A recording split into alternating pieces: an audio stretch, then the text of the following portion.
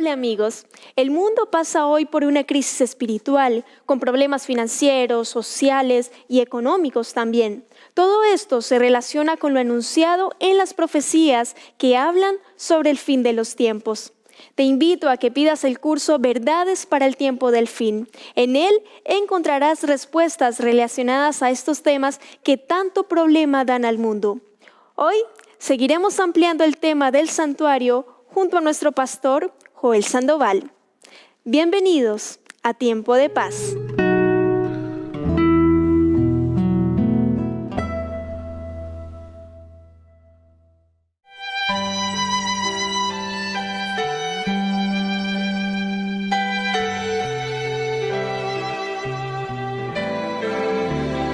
Te quiero, mi Señor, habita en mí y vencedor seré por fe en ti. Te quiero, sí te quiero, siempre te anhelo, bendíceme, te ruego, acudo a ti, oh mi gran bienhechor, en tentación, concédeme valor y protección. Te quiero, sí te quiero, siempre te anhelo, bendíceme, te ruego, acudo a ti. Te quiero, sí te quiero, siempre te anhelo, bendíceme, te ruego, acudo a ti.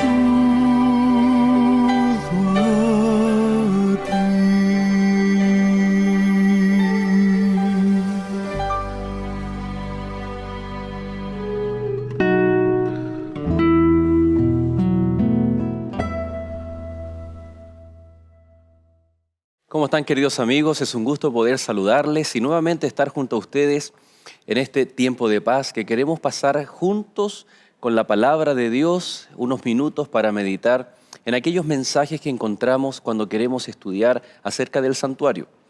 Ya estamos estudiando cada uno de los elementos, pero que tienen un significado especial en la persona y en la obra de Cristo Jesús para nuestro favor.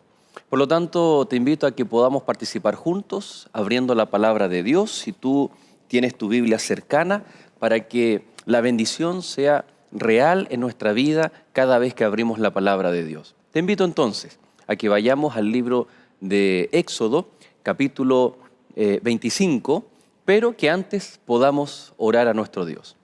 Querido Padre, buen Dios, en esta hora rogamos tu presencia, que la bendición de tu palabra pueda ser real en nuestras vidas, en la vida de nuestros amigos, para que los mensajes que tú quieres que escuchemos puedan ser aquellas, Señor, decisiones que puedan redundar en las decisiones de vida eterna que cada uno de nosotros pueda tomar. Te lo pedimos y lo rogamos todo, en el nombre de Jesús. Amén. En el capítulo 25, como hemos estado enfatizando durante todos los programas anteriores, se le da la orden a Moisés de construir un santuario, de acuerdo al modelo, de acuerdo al diseño que Dios le mostró y que estaba reflejando una realidad suprema, sobrenatural, una realidad celestial que el pueblo de Dios tenía que entender, comprender, porque de esa manera el plan de salvación iba a ser una realidad en sus vidas. Nosotros no estamos ajenos a aquello. Cuando estudiamos el Antiguo Testamento, especialmente el santuario terrenal, nos damos cuenta de aquella obra maravillosa que Cristo Jesús el día de hoy, en el presente, está realizando por cada uno de nosotros. Por lo tanto, mientras más estudiamos el Antiguo Testamento, aquel momento del santuario con el pueblo israelita tiene significado especial para cada uno de nosotros en nuestros días. Por lo tanto, no pensemos que es un estudio anticuado o antiguo en donde es algo que no nos incumbe a nosotros. Todo lo contrario, hoy en día tú y yo somos protagonistas de las enseñanzas bíblicas del santuario celestial y de la persona y de la obra de Cristo Jesús ministrando como sumo sacerdote en favor nuestro. Pues bien, vamos entonces hoy día a hablar de un mueble, de un utensilio que era también muy importante. En el capítulo anterior estuvimos hablando acerca del altar, sus implicancias, su significado, que no era simplemente un lugar en donde estaban los querubines, el propiciatorio, el arca, sino que refleja el centro del plan de salvación de Dios, Dios actuando y ministrando por nuestra salvación. Una de las cosas que concluimos en el capítulo anterior era el libro de Apocalipsis, cuando el profeta Juan ve el templo de Dios y el arca, y se complementa cuando Cristo Jesús estaba en su trono en el templo, en donde miles de seres adoraban al Señor. Interesante que lo que refleja la sombra opacamente, ese altar, el arca, con los querubines, con los dos querubines, está reflejando una realidad lumínica, una realidad sobrenatural y celestial, en donde está el trono de Dios, está la persona de Dios, y a su alrededor están no solamente dos querubines, sino miles y millares de seres celestiales, de ángeles, adorando a nuestro Señor. Es decir, en el caso del arca encontramos una figura, una sombra que refleja algo real y algo mucho más exuberante y mucho más gráfico de lo que es la sombra. Por lo tanto, el día de hoy vamos a desafiarnos entonces al ver, estudiar y leer acerca del altar del incienso. Y vamos a ver cómo refleja esto la persona y el ministerio de Cristo, la obra de Cristo en nuestro favor, pero visto ahora a través del altar del incienso. El libro de Éxodo, el capítulo 30, les invito a que podamos abrir la Biblia. En el libro de Éxodo, en el capítulo 30, encontramos los detalles de la ordenanza que Dios le da a Moisés para poder construir y diseñar, de acuerdo al modelo divino, el altar del incienso. En el capítulo 30, versículo 1 en adelante, dice: harás asimismo un altar para quemar el incienso. De madera de acacia lo harás. Su longitud será de 1 codo y su anchura de 1 codo, y será cuadrado, y su altura de 2 codos. Sus cuernos serán parte del mismo, es decir, un altar cuadrado de mediana altura, en donde por cada uno de sus vértices salía un cuerno de cada lado, de cada esquina. Le harás también 2 argollas de oro debajo de la cornisa a sus 2 esquinas y a ambos lados para meter las varas con que será llevado. Lo mismo que el arca del pacto, a través de argollas y con varas bañadas en oro, era el medio por el cual el altar del incienso, junto también con el arca del pacto, eran llevados estos muebles. Recordemos que el santuario era desarmado y era armado de acuerdo a las jornadas de peregrinaje del pueblo de Dios en el desierto. Otro de las instrucciones dice el versículo 6 del capítulo 30 de Éxodo: después lo pondrás delante del velo que está junto al arca del testimonio, delante del propiciatorio que está sobre el testimonio donde me encontraré contigo. Aquí hay algo bien interesante, porque la influencia del altar del incienso tenía que abarcar incluso el arca. ¿De qué manera?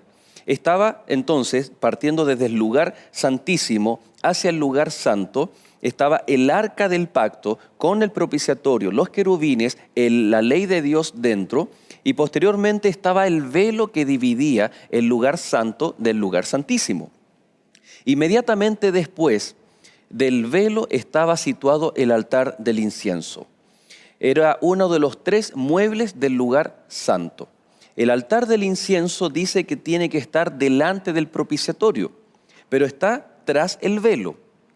Pero el velo no terminaba hasta el techo, sino que quedaba hasta cierta altura que permitía que la fragancia del incienso al ser quemado pudiera también llegar hasta el arca del pacto, hasta el lugar santísimo. Por lo tanto, vemos entonces que este elemento es clave, es muy importante. Y el verso 7 dice: cada mañana al preparar las lámparas, Aarón quemará incienso aromático sobre él. Una de las partes del día era en la mañana en donde se debía quemar el incienso. Cuando Aarón encienda las lámparas al anochecer, quemará también el incienso y será rito perpetuo delante de Jehová para vuestras generaciones. Interesante. Entonces en la mañana se debía quemar el incienso y también en las tardes o en las noches, cuando se ponía el sol, se debía nuevamente quemar incienso. Aquí nosotros encontramos varios detalles y varias enseñanzas. El fuego ardía constantemente. El fuego no se debía apagar. El fuego tenía que estar en la mañana quemando el incienso, que duraba hasta el anochecer, y en el atardecer o anochecer se volvía a quemar el incienso para que constantemente hubiese fuego y por ende incienso y olor fragante, olor aromático. Posteriormente, esta quema era en la mañana, todas las mañanas y todas las tardes o las noches. El versículo 34 al versículo 38 dice: toma especias aromáticas y una uña aromática, galvanos aromáticos e incienso puro, todo en cantidad iguales. Y harás con ellos, según el arte del perfumador, un incienso perfumado, bien mezclado, puro y santo. También dice la palabra de Dios que molerás parte de él en polvo fino y lo pondrás delante del testimonio en el tabernáculo de reunión, donde yo me mostraré a ti, os será cosa santísima. El hecho de estar delante del tabernáculo no significa que el altar estaba junto al arca del tabernáculo, sino que a través de este espacio que quedaba en la parte superior, en la cortina, el efecto del perfume, del olor grato del incienso, abarcaba también al arca del pacto donde Dios se manifestaba y se mostraba para dar a conocer su voluntad al sumo sacerdote. Encontramos también que esto es un símbolo de la obra de Cristo Jesús, una obra permanente, constante, una obra que trae un aroma fragante delante del arca de Dios, delante del trono de Dios. Vamos entonces a ver cuál es la aplicación, ya que todos los muebles del santuario están mostrando, como dijimos al comienzo, una realidad superior, una realidad celestial. Hebreos capítulo 8, versículo 5, que ya lo hemos leído en otras ocasiones, pero es un principio básico de articulación, el cual conecta esta dinámica entre lo que era la sombra, lo que quería decir y lo que realmente se muestra con la realidad. Vamos pues entonces a este texto que ya es familiar para nosotros en el libro de Hebreos, en el Nuevo Testamento, el capítulo 8, versículo 5. La verdad que todo el capítulo 8 y el capítulo 9 están hablando del ministerio, de la persona y de la obra de Cristo Jesús una vez que ascendió a los cielos hasta su segunda venida en el santuario celestial. Estos capítulos 8 y 9 de Hebreos responden a la pregunta: ¿dónde está Jesús ahora? ¿Y qué está haciendo Jesús? Bueno, vamos a resumirlo solamente con el versículo 5, el cual dice la palabra de Dios. Hebreos capítulo 8, verso 5. Estos sirven a lo que es figura y sombra de las cosas celestiales, como se le advirtió a Moisés cuando iba a levantar el tabernáculo, diciéndole: mira, haz todas las cosas conforme al modelo que se te ha mostrado en el monte. Pero ahora tanto mejor ministerio es el suyo, cuando es mediador de un mejor pacto establecido sobre mejores promesas. Está haciendo la comparación el autor del libro de Hebreos, de que en la antigüedad se le mandó a Moisés levantar un tabernáculo, pero ahora Cristo Jesús es el sumo sacerdote de algo mucho mejor, es decir, de la realidad celestial a la cual apuntaban las cosas o las sombras terrenales. Por lo tanto, el altar del incienso tiene que mostrarnos el ministerio de Jesús hoy en día. ¿A qué se referirá? ¿Qué significado tiene? ¿Qué es lo que Cristo Jesús está haciendo por ti y por mí reflejado en el mueble del altar del incienso? En Apocalipsis capítulo 8, versículo 3, encontramos un texto realmente maravilloso y dice lo siguiente: otro ángel vino entonces y se paró ante el altar. O sea, un ser celestial está delante del altar del incienso, con un incensario de oro, y se le dio mucho incienso para añadirlo a las oraciones de todos los santos, sobre el altar de oro que estaba delante del trono. Entonces, este personaje celestial está reflejando al ministerio de Cristo Jesús delante del altar del incienso. Juan vio a Cristo oficiando delante del altar, adicionando incienso, olor grato a las oraciones de los santos. Interesante que el altar del incienso en el libro de Apocalipsis está relacionado con las oraciones de los santos.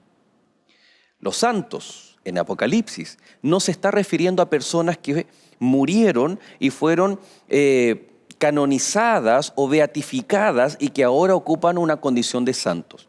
La palabra santo en la Biblia y especialmente en el Apocalipsis está hablando de aquellas personas que por medio de la fe aceptan a Cristo Jesús y deciden apartar sus vidas para Cristo Jesús. Es decir, dejan las tinieblas y pasan a recibir o a vivir a la luz admirable de nuestro Señor Jesús. Aceptan el llamado de Jesús, son santos, son apartados, son de Dios, pertenecen a Dios, son los rescatados de las tinieblas a la luz admirable de Cristo Jesús, de las garras del enemigo a los tiernos brazos de Jesús. Y dice las Escrituras que este ser celestial, que ya sabemos que representa a Cristo Jesús, está adicionando este humo, olor fragante que sale del altar del incienso. No son las oraciones, sino que el incienso es agregado a las oraciones de los hijos de Dios. Interesante, porque la palabra de Dios dice que nosotros no recibimos porque no sabemos pedir. Vosotros no recibís porque pedís mal, dijo Jesucristo. Cuando nosotros oramos muchas veces es necesario, como dijo el apóstol Pablo, que el Espíritu Santo gima con gemidos, con gritos indecibles para interceder en nuestras oraciones delante de Dios. No cabe duda de que ya nos cuesta orar, nos cuesta comprender la oración y nos cuesta orar. Pero querido amigo, esto no significa que nos privemos de la oración, sino que tú, tal y cual como estás, donde quiera que tú estés, tú puedes orar a Dios. No necesitas ir a una escuela para aprender a orar.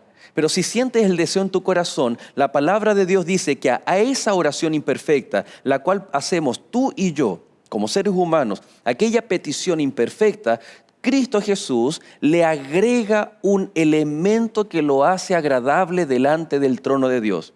¿Te acuerdas que decíamos que en el santuario terrenal el incienso traspasaba por la cortina, por la parte superior y llegaba incluso al lugar santísimo?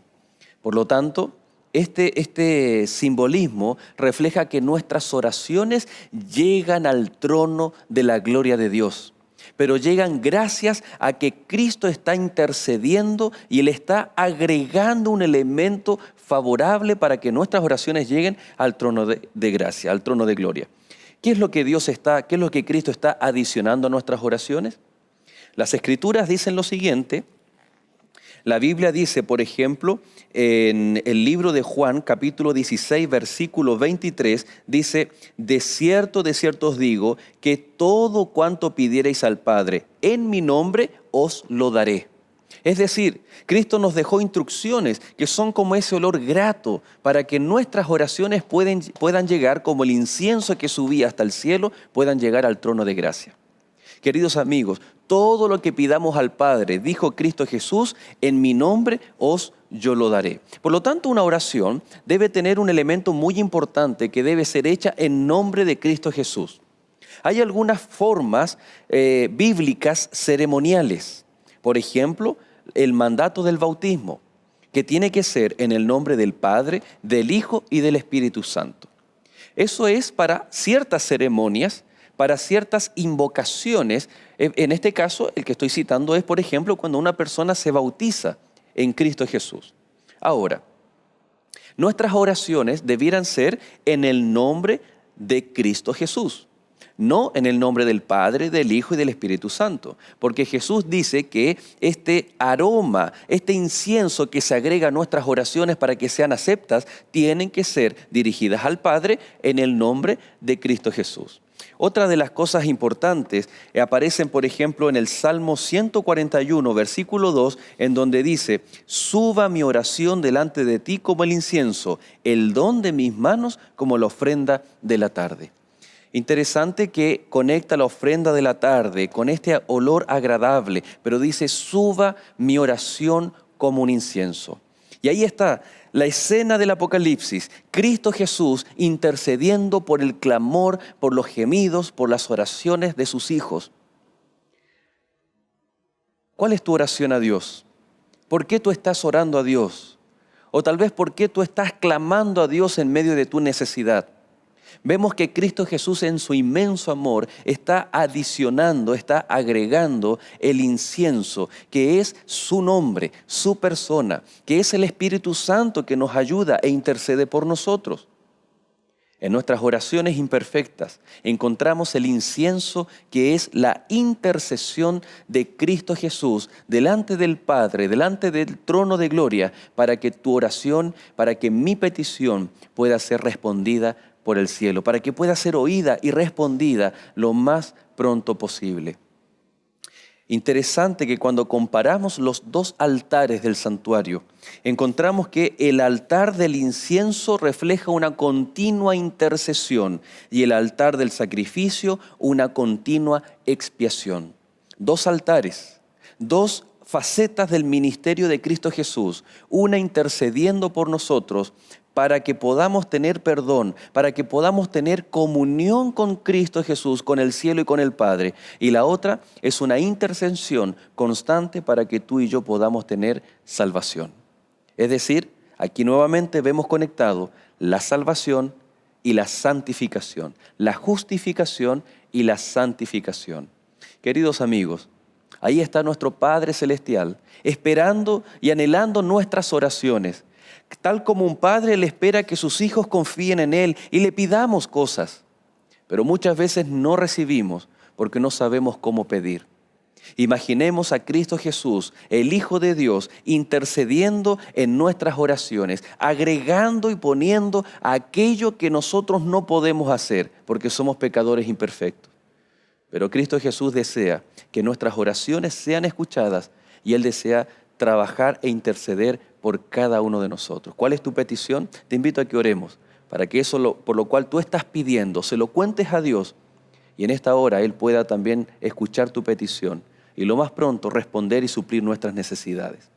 Querido Dios y Padre, en esta hora te damos gracias porque nuestras oraciones ascienden al trono de gracia como cual incienso, pero es Cristo Jesús con el altar del santuario celestial que está agregando este incienso para que nuestras oraciones imperfectas puedan llegar al trono de gracia. Y en esta hora, Señor, escúchanos. En esta hora te damos gracias porque podemos expresarte aquella necesidad de nuestro corazón y pedimos que tú puedas ser pronto en suplirla para que así, Señor, podamos ver muchas de nuestras oraciones siendo respondidas por el amor del Padre, por el poder de Cristo Jesús.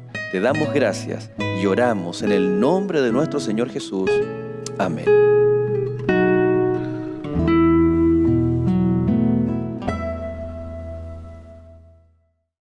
Espero que hayas disfrutado este capítulo. Gracias por acompañarnos en esta edición de Tiempo de Paz. Antes de despedirnos, queremos invitarte a que te comuniques con nosotros a través del correo electrónico y teléfonos que aparecen en pantalla para que solicites de forma gratuita las revistas de Escuela Bíblica: Apocalipsis, Verdades para el Tiempo del Fin, Daniel y la Biblia habla. Estos materiales te ayudarán a entender la palabra de Dios y a mejorar tu vida espiritual. Sigue en nuestra sintonía, somos Nuevo Tiempo, canal de esperanza.